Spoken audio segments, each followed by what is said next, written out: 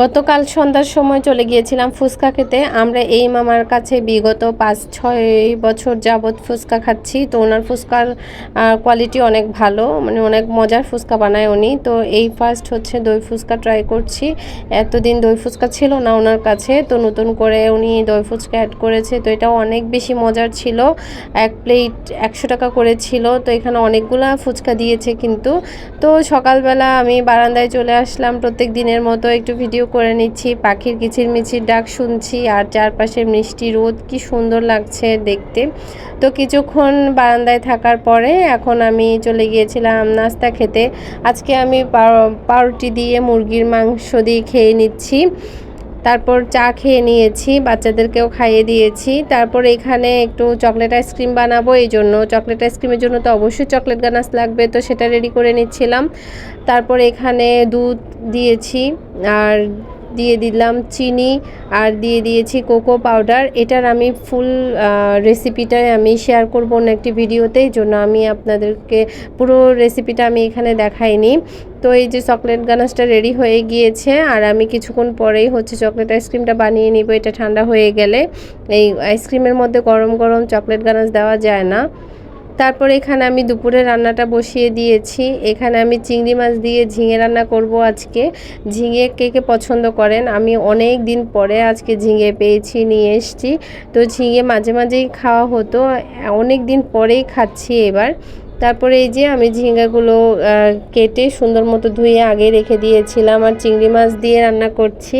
এটা কিন্তু খেতে ভীষণ মজা আর গরমের মধ্যেই মজা লাগে এটা। তারপরে এখানে আমি একটু লবণ দিয়ে দিয়েছি, দিয়ে ওটা আমি একটু কিছুক্ষণ কষানোর জন্য দিয়ে দিয়েছি। আর এদিকে আমি একটু শুটকির তরকারি রান্না করব, লইট্টা শুটকি দিয়ে। এই জন্য আমি এখানে পেঁয়াজ, মরিচ আর হলুদ গুঁড়া আর শুটকি সব কিছু একসাথে দিয়ে একটু পানি দিয়ে কষিয়ে নিচ্ছি। এখন শুটকিটা কিন্তু আমি আগে গরম পানি দিয়ে ধুয়ে রেখেছিলাম। গরম পানি দিয়ে ধোয়া লাগবে। যখনই শুটকি আপনারা রান্না করবেন সব সময় আগে গরম পানি দিয়ে ধুয়ে নেবেন, এতে করে শুটকিটা কিন্তু খুব সুন্দরভাবে পরিষ্কার হয়ে যায়। তারপর এখানে আলু দিয়েছি, বেগুন দিয়েছি আর একটা টমেটো দিয়ে সুন্দর মতো এখন মশলার সাথে মিক্স করে নিচ্ছি। তো কিছুক্ষণের জন্য এটা কষিয়ে নিব। আর এদিকে দেখেন আমি কিন্তু ঝিঙের মধ্যে কোনো পানিই দিইনি। তো যতটুকুতে কষাতে দিয়েছিলাম ওখান থেকে কিন্তু অনেক পানি বের হয়েছে, ওইটা ওইভাবেই রান্না হয়ে গিয়েছে। তো আমার শুটকিটাও কিন্তু এদিকে রান্না শেষ। তারপর বাচ্চা পুডিং খেতে চেয়েছে, ওর জন্য একটা ছোট করে পুডিং বসিয়ে দিয়েছি। আর এপাশে হচ্ছে বিকেলে খাওয়ার জন্য একটু দুধ সেমাই রান্না করছি।